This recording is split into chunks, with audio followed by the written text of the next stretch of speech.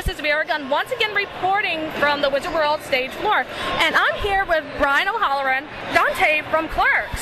How are you doing? I'm doing great. How are you doing? I am absolutely wonderful. And you have been up to so much. You know, when I was researching this convention, something really struck me. Since you've been doing this movie, you've been doing a lot of stage work. That is correct. You know, the stage is where I started my acting career. That's kind of how I ran into Kevin. He held auditions for extras out of a theater I'd done stage work out of in New Jersey. Right. So it's a career I love going back. As an actor, I love the live theater, the instant gratification of, you know, having that connection with a live audience, taking a character and a story from beginning to end right in one night. Absolutely. And what's your favorite stage role that you've played? Oh wow, there's been so many. The one I've played the most, I always loved playing Renfield the Lunatic in the Dracula plays. Okay. I've done that role specifically 3 times. I once played Judas in a production of Godspell. I've also played Reverend Paris in Arthur Miller's Crucible recently. I've played Pato Foley from Stones in His Pockets. It's another great Irish play. Brian Friel's translations. I do a lot of Irish work as well. That's really awesome. Like, you're really into this classical theater, and that's really something that's hard to get a hold of and master as an actor. So kudos to you. Thank you. Well, you know, some of my idols, that's how they started out. You know, you got people like Anthony Hopkins, Laurence Olivier, Patrick Stewart. You know, these are all classically trained actors who started in the theater primarily and then have moved on into the sci-fi, fantasy, you know, horror genres. Yes. And, you know, once you have the chops to do basic stuff in Shakespeare and things like that, it's a great way to build the key ingredients for any role. Yes. Now, moving back to Clerks, I gotta ask, how many times do you hear a 37 Dicks joke? You know, especially when you're at a con, you'll hear it quite often. I mean, to be specific, on this con, I was literally booked the day before the con. Yeah. So I literally, there was no other con that I could not fit the phrase, I'm not even supposed to be here more perfectly than this one. Because literally, I was not supposed to be here this weekend, and yet here I am, and the fans were really great. They turned out in great numbers here, which is also awesome. And I haven't been back to this con in about 10 years. As a matter of fact, one of the fans brought a picture of me at Kevin Smith's booth the last time I was here with him. Wow. I was like, oh my God, who was this person? It's 10 years ago. That's amazing. Yeah.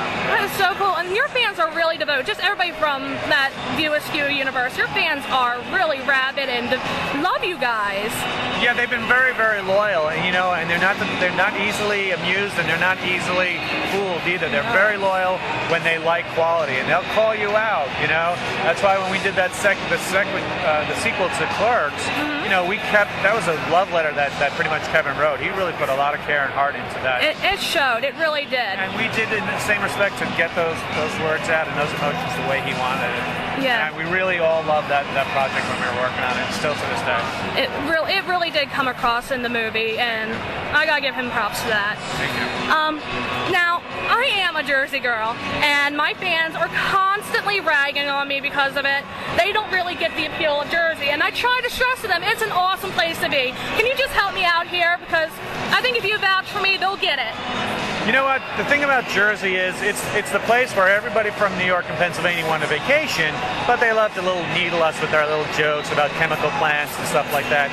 Yet they're jealous about our low gas prices because we have a lot of the refineries here.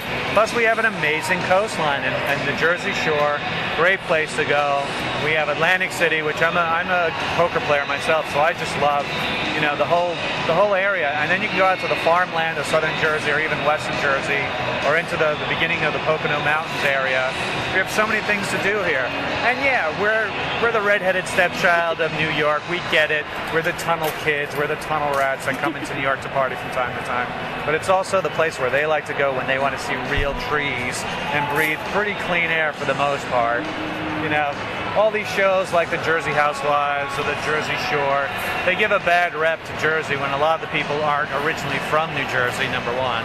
And number two, they don't really understand the whole thing about Jersey love. And I get it because, I mean, I was actually born and raised in the Bronx, New York, till I was 11. So I'm a New Yorker as well as a New Jersey guy, but I'll defend both of them to the end. I'll defend New York when I travel abroad, especially, or in other cities, and I'll even give it up for New Jersey because I lived the majority of my life here. Yeah. So, and you know what? I even love Philly. Philly's a great town to hang out. It's an art school town. It's a very artist-friendly, and it's got great historical, some of the greatest historical sites are here in the town. Amazing food, and just generally nice people. So, big ups to everybody there. Yep. So you heard it from Brian. Come to New Jersey and see everything around it. It's awesome. To all my fans, you can just pretty much eat it.